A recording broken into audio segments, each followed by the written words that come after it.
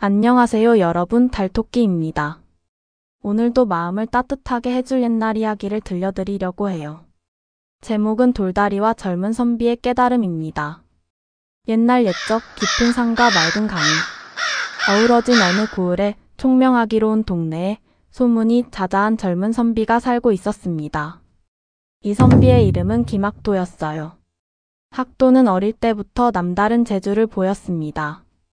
글자를 배우는 속도도 빨랐고 시를 짓는 솜씨도 뛰어났어요. 무엇보다 그에게는 큰 꿈이 있었습니다. 바로 과거에 급제해서 훌륭한 관리가 되어 백성들을 위해 일하겠다는 것이었죠.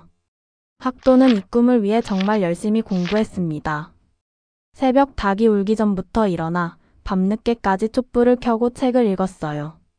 사서 삼경은 물론이고 역사책, 문학책까지 닥치는 대로 읽어댔습니다. 붓글씨 연습도 게을리하지 않았고요. 손이 아파도 눈이 아파도 멈추지 않았습니다.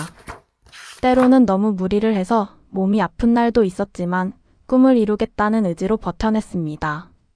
마을 사람들도 학도를 대견하게 여겼어요. 어르신들은 그를 볼 때마다 이렇게 말했습니다. 저 젊은이 보게나 참으로 부지런하구먼. 저렇게 열심히 하면 틀림없이 큰 인물이 될게야. 우리 마을에서 저런 인재가 나다니 정말 자랑스럽다네. 저런 선비가 있으니 우리 마을이 유명해지겠어. 이런 칭찬을 들을 때마다 학도는 더욱 열심히 공부했습니다. 마을 사람들의 기대에 부응해야 한다는 생각도 있었고요. 드디어 과거 시험이 열리는 해가 되었습니다. 학도는 자신만만했어요. 이만큼 준비했는데 떨어질 리가 없다고 생각했거든요. 시험장에 들어가기 전날 밤에도 마지막 점검을 했습니다. 그동안 외운 글들을 다시 한번 되뇌고 예상 문제들에 대한 답안을 머릿속으로 정리했어요. 완벽했습니다. 시험장에 들어가서도 당당했습니다. 문제를 보니 모두 공부한 내용이었어요. 학도는 자신 있게 답안을 작성했습니다. 붓을 놀리는 손에도 힘이 들어갔고 글씨 하나하나에도 혼신의 힘을 기울였습니다. 하지만 결과는 참혹했습니다. 낙방이었어요. 학도는 믿을 수 없었습니다. 분명히 잘 썼다고 생각했는데 왜 떨어진 걸까요? 혹시 채점에 실수가 있었던 건 아닐까요? 혹시 다른 사람의 답안과 바뀐 건 아닐까요? 하지만 아무리 생각해봐도 결과는 바뀌지 않았습니다. 마을로 돌아온 학도를 사람들은 위로했습니다. 괜찮다. 젊은 나이에 한 번 실패가 뭐 그리 대수랴. 다음에 또 기회가 있을게야. 실력은 충분하니까 다음엔 꼭 될 거야. 하지만 학도의 마음은 무너져 내렸습니다. 그래도 다시 마음을 다잡았어요. 이번엔 더 열심히 해야겠다고 다짐했습니다. 분명히 어딘가 부족한 부분이 있었을 거라고 생각하며 더욱 꼼꼼히 공부하기 시작했어요. 3년 후 다시 과거 시험이 열렸습니다. 이번에는 정말 완벽하게 준비했다고 생각했어요. 전에 부족했던 부분들을 모두 보완했고 더 많은 책을 읽었습니다. 새로운 공부 방법도 찾아서 적용해봤고요. 시험장에서도 전보다 침착하게 임했어요. 이번엔 분명히 될 거라고 확신했습니다. 하지만 결과는 또 낙방이었습니다. 이번에는 정말 충격이었어요. 왜 자꾸 떨어지는 건지 이해할 수가 없었습니다. 주변 사람들의 시선도 조금씩 달라지기 시작했습니다. 아무래도 운이 따라주지 않는 모양이야. 노력만으론 안 되는 게 있나 보네. 재주는 있어 보이는데 시험운이 없나 봐. 혹시 공부 방법이 잘못된 건 아닐까? 이런 말들이 학도의 귀에 들려왔습니다. 또 3년이 지났습니다. 학도는 이제 30이 가까워졌어요.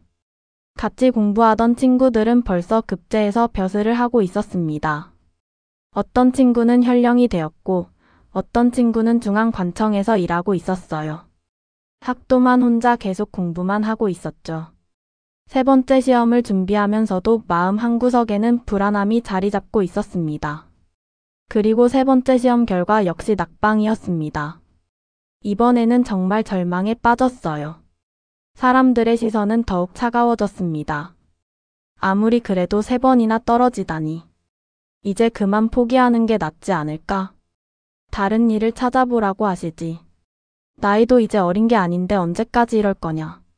집안 사정도 어려워 보이는데 벼슬 욕심 부리지 말고 생계나 꾸려야지. 학도는 점점 자신을 원망하게 되었습니다. 왜 나만 되는 일이 없단 말인가. 나보다 못한 친구들도 다 급제했는데 왜 나만 이럴까? 아무리 노력해도 소용없구나. 세상은 정말 불공평해. 내가 뭘 잘못했기에 이런 고생을 해야 하나? 타고난 운명이 이런 모양이구나. 학도의 어깨는 무겁게 내려앉았고 마음은 점점 어두워져 갔습니다. 공부에도 집중이 안 되었어요.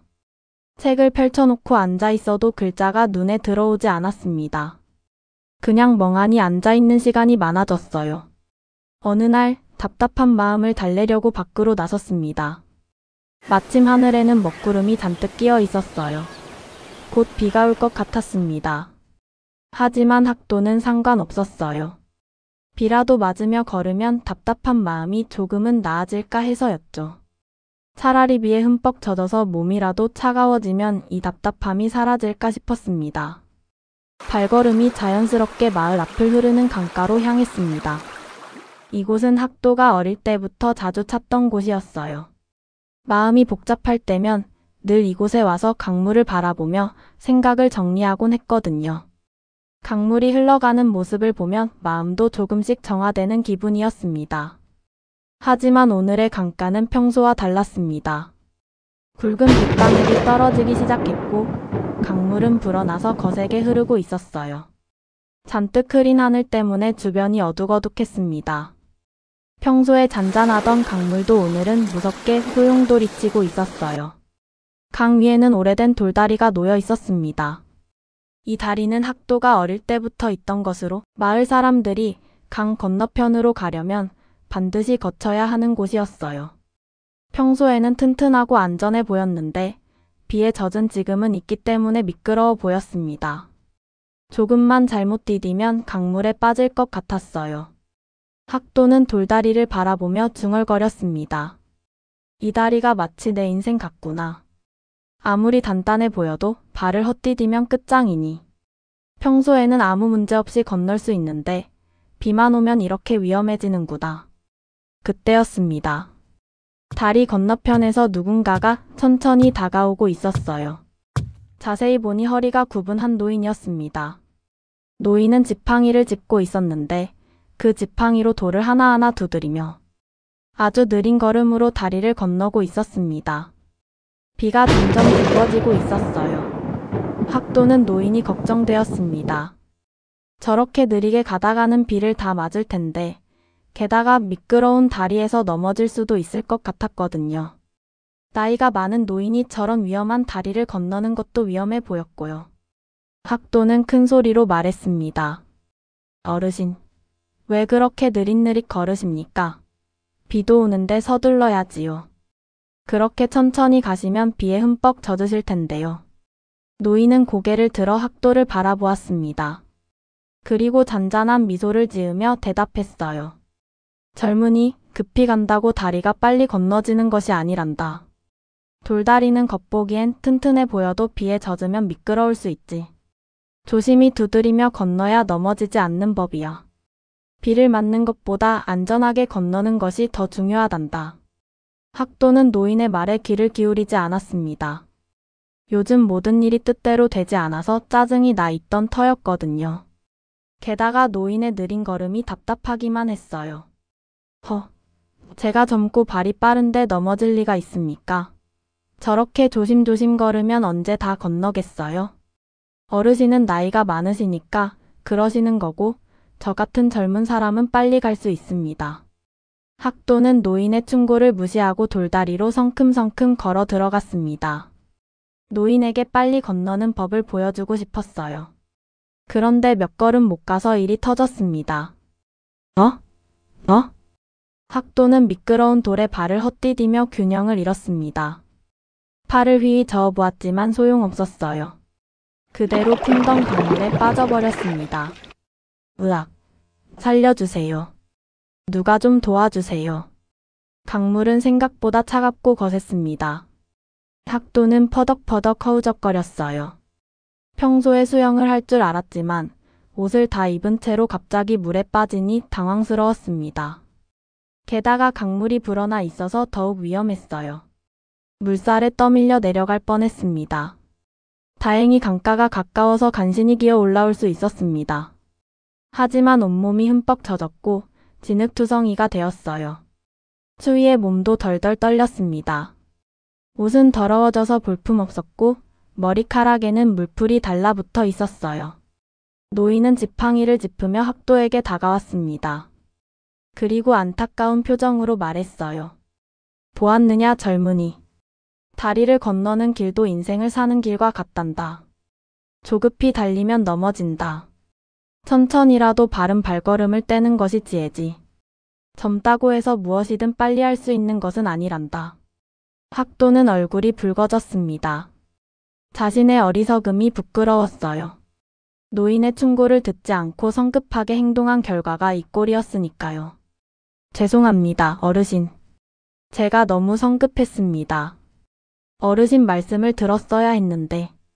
노인은 고개를 끄덕이며 말했습니다. 젊은이, 너는 지금 무엇 때문에 그리 급한 마음을 갖고 있느냐? 왜 그리 초조해하고 있는 게냐? 학도는 잠시 망설이다가 자신의 사정을 털어놓았습니다. 과거에 3번이나 떨어진 것, 주변 사람들의 시선이 차가워진 것, 자신에 대한 실망감, 친구들은 모두 성공했는데 자신만 뒤처진 것 같은 기분 등등을 모두 이야기했어요. 노인은 조용히 듣고 있다가 말했습니다. 그래서 마음이 조급해져 있구나. 성공하고 싶은 마음은 좋지만 그 조급함이 오히려 너를 넘어뜨리고 있단다. 급한 마음이 올바른 판단을 가로막고 있는 것 같구나. 하지만 어르신, 저는 정말 열심히 했습니다. 밤낮 없이 공부했는데도 계속 실패만 하니 너무 억울하고 화가 납니다. 친구들은 저보다 늦게 시작했는데도 다 성공했어요. 노인이 물었습니다. 그럼 너는 공부만 했느냐? 네, 과거 급제를 위해서는 공부가 전부라고 생각했거든요. 책만 읽고 글만 외우는 것이 공부의 전부라고 여겼습니다. 그것이 문제란다.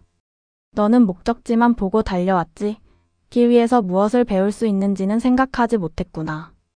학도는 노인의 말뜻을 이해하지 못했습니다. 길 위에서 배운다는 게 무슨 뜻이신지요? 노인은 미소를 지으며 설명했습니다. 나는 젊었을 때 장사를 했단다.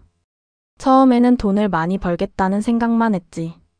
그래서 이익만 챙기려 하고 손님들은 돈으로만 봤어. 그러다 보니 사업이 자꾸 어려워졌단다. 손님들이 하나둘씩 떠나갔고 믿었던 거래처들도 등을 돌렸지. 그래서 어떻게 하셨나요? 어느 날 깨달았지. 장사는 돈을 버는 것이 목적이지만 그 과정에서 사람을 만나고 신뢰를 쌓고 도움을 주고받는 것이 더 중요하다는 것을 말이야. 그때부터 마음을 바꿨단다. 마음을 바꾸셨다고요? 그렇다. 이익보다는 손님을 먼저 생각하고 정직하게 장사하며 어려운 이웃들도 도왔지. 그러자 오히려 사업이 잘 되기 시작했단다. 사람들이 나를 믿고 찾아오게 되었거든. 진정한 성공은 목적만 이루는 것이 아니라 그 과정에서 사람이 되는 것이었단다. 학도는 노인의 이야기를 들으며 생각에 잠겼습니다. 노인이 계속 말했습니다. 너도 마찬가지란다. 과거 급제만 생각하며 달려왔지만 정작 그 길에서 무엇을 배우고 있는지는 돌아보지 못했구나.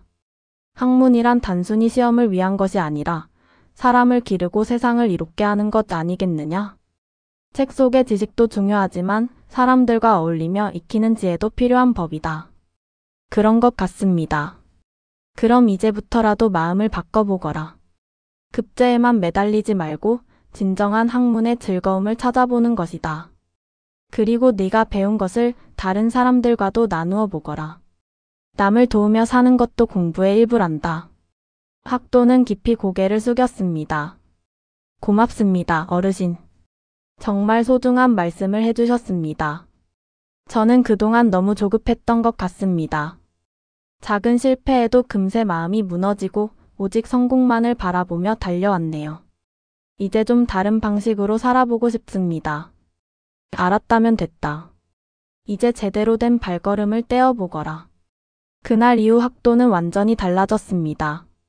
과거 급제만을 목표로 하지 않고 진정한 공부의 의미를 찾기 시작했어요. 어려운 한문을 읽을 때도 단순히 암기하는 것이 아니라 그 안에 담긴 깊은 뜻을 이해하려고 노력했습니다. 옛날 성현들이 왜 그런 말씀을 하셨는지, 그 가르침을 지금 시대에 어떻게 적용할 수 있는지를 생각해 보았어요.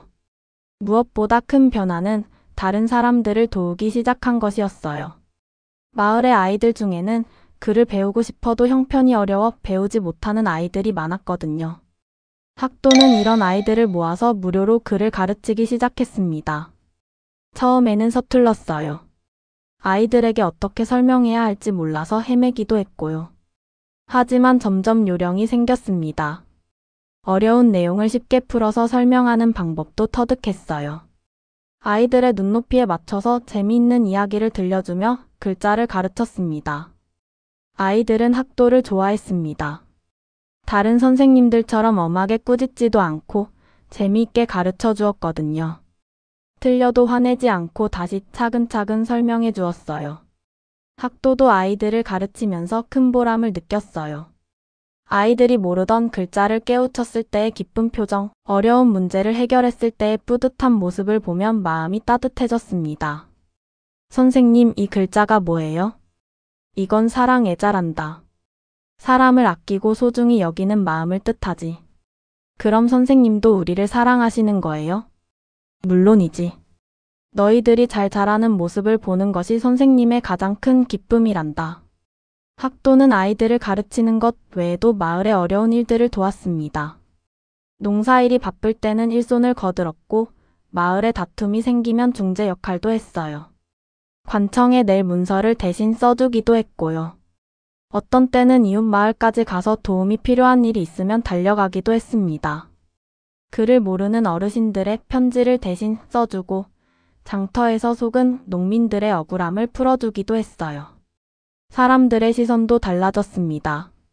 전에는 시험에만 떨어지는 사람으로 봤다면 이제는 마을을 위해 애쓰는 착한 선비로 여기게 되었어요.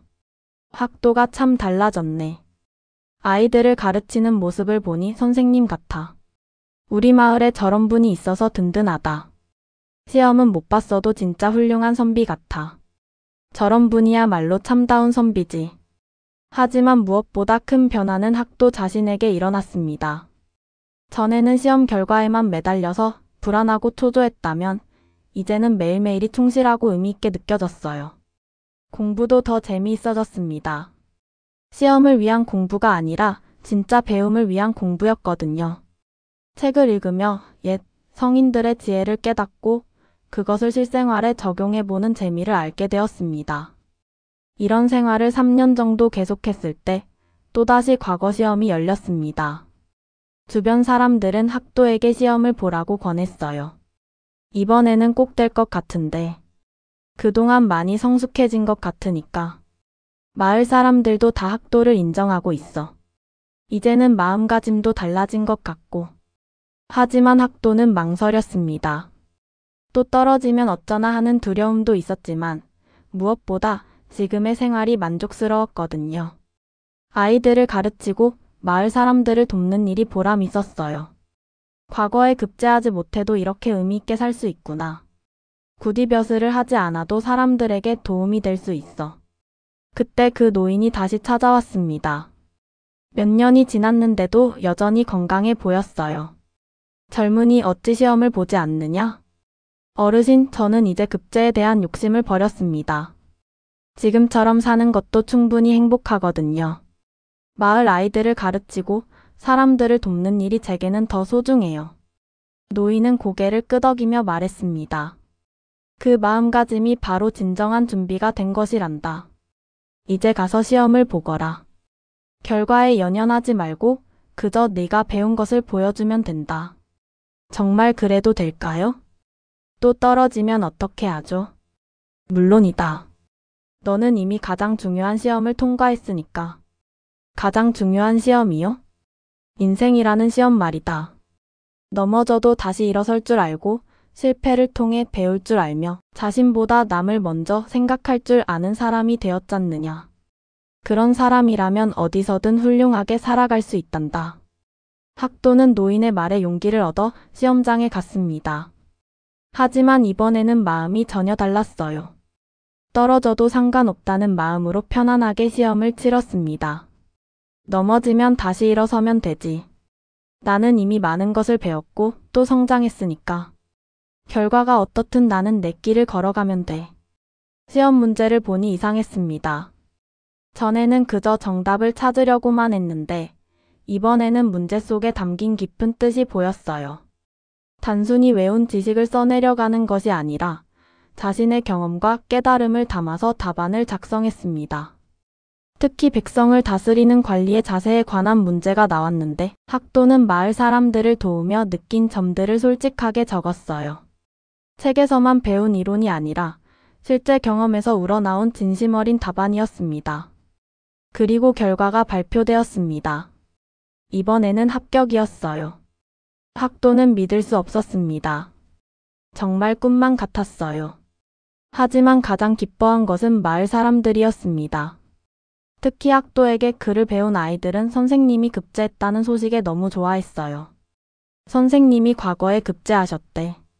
우리 선생님이 이제 진짜 벼슬아치가 되시는구나. 선생님이 훌륭한 관리가 되셔서 백성들을 잘 돌봐주실 거야. 우리가 가르쳐 드린 게 있나? 선생님 덕분에 우리가 글을 배운 건데.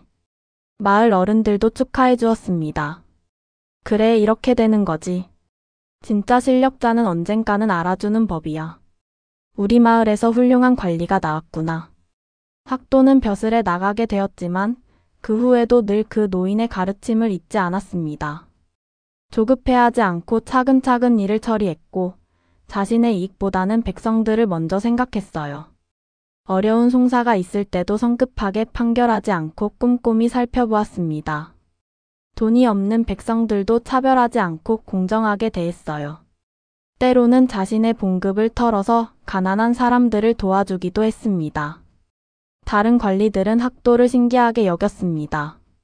저 친구는 왜 저렇게 백성들 일에 신경을 많이 쓸까? 벼슬은 출세를 위한 발판인데 너무 진심이야. 하지만 백성들은 학도를 진심으로 사랑했습니다. 정말로 자신들을 위해 애쓰는 관리를 만난 것이 얼마만인지 모를 일이었거든요. 우리 고을에 저런 어진 관리가 오다니. 하늘이 우리를 돌봐주시는구나. 몇 년 후 학도는 더 높은 벼슬로 승진했습니다. 하지만 여전히 초심을 잃지 않았어요. 어디서든 백성을 위하는 마음을 잊지 않았습니다. 어느 날 학도가 고향을 찾을 기회가 있었습니다. 그때 그 노인을 다시 만날 수 있었어요. 어르신, 그때 가르침 덕분에 제가 이렇게 될 수 있었습니다. 고맙다는 말씀을 꼭 드리고 싶었어요. 노인은 환하게 웃으며 말했습니다. 내가 잘 되어서 기쁘구나. 하지만 더 기쁜 것은 내가 진정한 사람이 되었다는 것이다. 이제 너는 어떤 어려움이 와도 잘 이겨낼 수 있을 것이다. 왜냐하면 돌다리를 두드리며 건너는 지혜를 배웠으니까. 그래서 훗날 학도는 훌륭한 관리로 이름을 날렸다고 합니다. 그리고 죽을 때까지 그 노인의 가르침을 잊지 않고 살았다고 해요. 여러분, 이 이야기는 우리에게 정말 소중한 교훈을 전해줍니다. 인생이 잘 풀리지 않을 때일수록 조급해하지 말고 돌다리를 두드리며 건너듯 차분히 걸어가야 한다는 것이에요. 오늘 이야기는 여기까지입니다. 달토끼의 옛날 이야기를 들어주셔서 고맙습니다.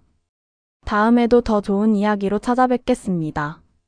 모두 건강하시고 행복하세요.